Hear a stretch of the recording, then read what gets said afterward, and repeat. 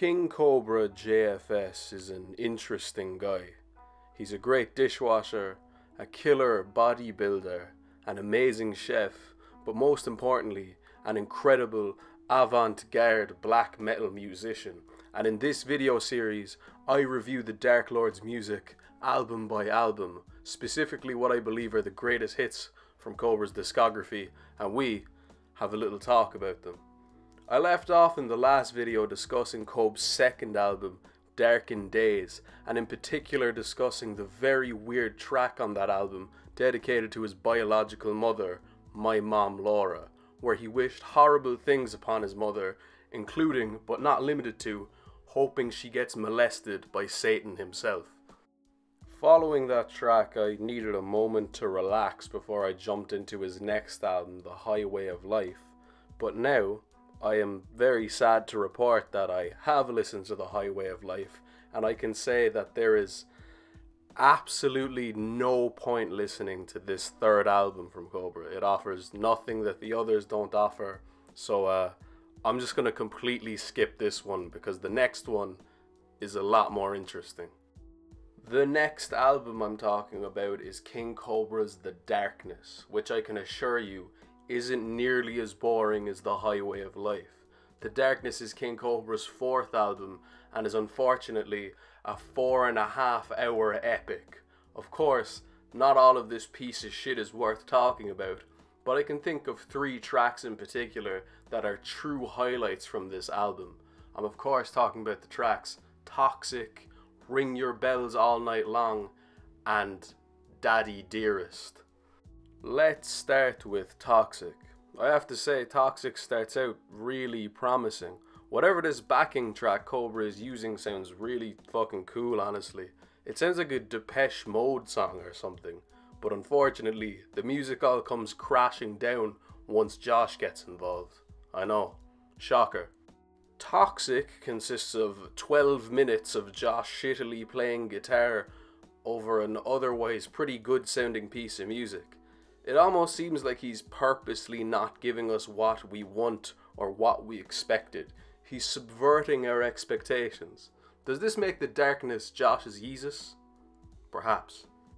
Another thing I'd like to talk about before we move on to the next 2 tracks is the fantastic album cover for The Darkness, which depicts a beautiful snowy graveyard and a MS Paint version of the druids that used to walk Undertaker to the ring in WWE.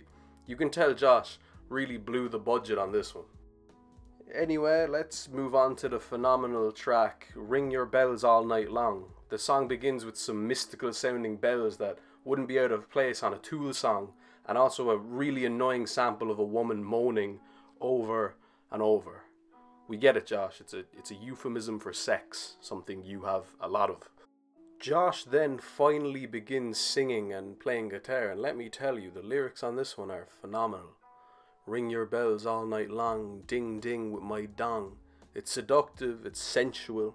It could almost be an R&B record if you switched up the instrumental. Josh really giving us an R. Kelly vibe with these lyrics.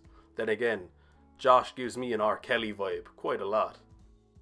The song is then just quite literally Josh repeating these same lyrics for the next 6 minutes, up until the end where he shrieks them in a way I'm sure he'd describe as just like Danny Filth.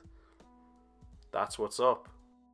Anyway, let's move on to the main event and the greatest KingCobraJFS track of all time in my opinion, and in the opinion of so many others, Daddy Dearest.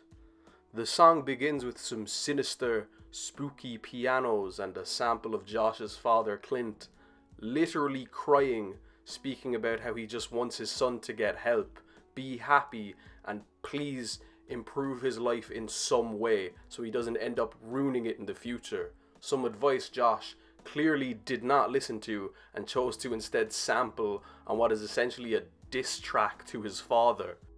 I have to say though, the intro to this song, the part Josh definitely didn't make, the spooky piano with Clint's like whimpering over it, does sound actually like genuinely really good.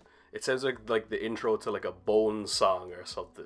I love it, but unfortunately it is absolutely ruined once Josh and his fucking dreadful guitar playing come in. Josh begins singing about how he's not Clint's little boy anymore, which is funny considering Clint like helps pay for his apartment and everything that keeps Josh alive. So like, yeah, you're kind of still his little boy, Josh. You're completely dependent on him.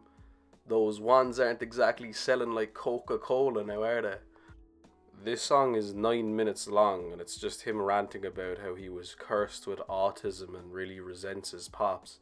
It just made me feel really bad for Clint. He sacrificed and did a lot for our Dark Lord, and then Josh ethers his ass on his 4th wildly successful studio album. Fucked up. Moving on from the darkness, we have Cobb's 5th album, Rebirth of My Mind, Descent into Madness, which sounds like the name of a double album. Please God, tell me this isn't a double album. Considering his normal albums are 4.5 hours, I really don't feel like listening to 9 hours of fucking King Cobra music. Thankfully, Descent into Madness was only 3 hours. You know Cobbs is on some bullshit when a 3-hour album is letting us off easy, and to be honest, this one actually has its fair share of highlights in a weird way. This album is of course terrible, but it's way more listenable than anything that came out before it. Songs like Mask of Deception, the opener Could Be Worse, and Legalize all sound more like actual songs than any of Josh's music I've heard before this album. It's still plagued by the usual problems with his music. Horrible mixing, terrible singing, just downright terrible everything, but this one is less of a pile of shit and more like a lump of shit, you know? Just a little smaller. What can I say? Crazy fucks really do go all out for their 5th album.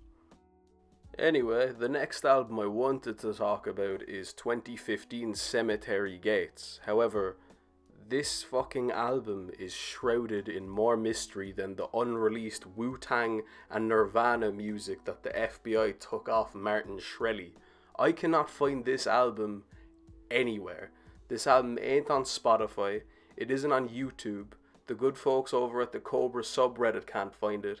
This album is the KingCobraJFS equivalent of the most mysterious song on the internet Wang talked about. It's infuriating that I can't find it, to say the least. But I have no other choice but to move on from this and review the next album, 2016's Willows of Sorrow. The only real highlight on Willows of Sorrow for me is definitely the very strange Sex and Suicide, which starts with an intro Josh composed, I'm sure, that I can only really describe as mentally handicapped ministry. The track then switches up into a more typical rock track where Josh sings lyrics where he labels people who commit suicide as pussies, which is very nice of him. Of course, the song ends with a horrible guitar solo and Josh shrieking once again, just like Danny Filth. And then it all comes crashing to an end. The next album on our list is actually a bootleg album from Cobra, and let me tell you, this next album is the closest thing we'll ever get to a MTV Unplugged KingCobraJFS set. I am of course talking about KingCobraJFS's The Discord Sessions, and boy, this is easily the most listenable and best album Cobra has ever put out. Sometimes less is more, and a Boglum and his acoustic guitar and nothing else is so much better than all of the overproduced horse shit he's put out before this. My favourite tracks on this album being the intro Booty Goblins, Hit It Like a Caveman, and the Ballad of the Troll Slayer. Booty Goblins is a nice little 35-second jingle where Cobra describes a strange race of creatures who come creeping in the night and enter your asshole and scratch at it with their huge claws, who potentially may also steal your soul and then steal your booty. It says a lot about Josh's music when a 35-second song called Booty Goblins might genuinely be the most compelling song in his entire discography. Hit It Like a Caveman is a 40-second rocker where he describes having sex with a grapefruit and hitting it like a caveman. I love this metaphor for a real primitive, dominant sexual performance from Josh here. I think him describing himself as hitting it like a caveman is the most accurate it's ever been as of when I'm recording it, because just a couple days ago Josh now appears identical to a fucking caveman.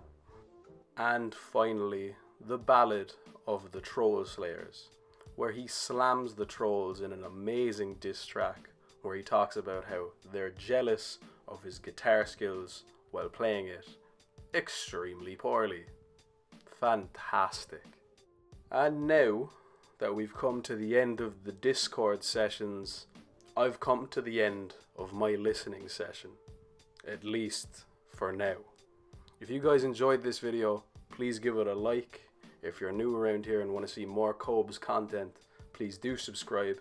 If you want to support the channel in leaps and bounds and help me pump out videos here sooner, you can support me on my Patreon, which will be linked in the description of this video. And yeah, follow me on Instagram for updates on more videos.